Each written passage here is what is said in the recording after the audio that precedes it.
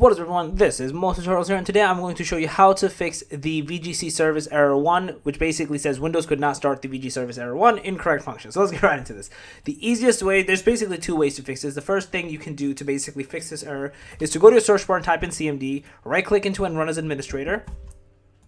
In here, we're going to type in two commands. One is sc delete VGC, and then after you type this one and it's going to successfully delete it, then you're going to type in sc delete VGK. Basically, you're going to delete these two specific files over here.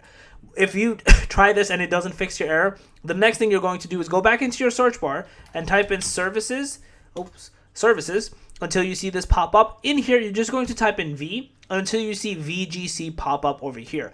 Right click into it. Most likely it is not started, so turn it, basically start it, or even before you start it, just go to properties to start it, and if it is started, stop it and then start it again, and then change it from manual to automatic. Do this, restart your computer, you guys should be good to go and not have that error persist any longer. Yeah, that's basically it. If you guys are a video, please thumbs up. Guys in the channel, make sure to subscribe, click that notification bell, and Mo Tutorials out. Peace.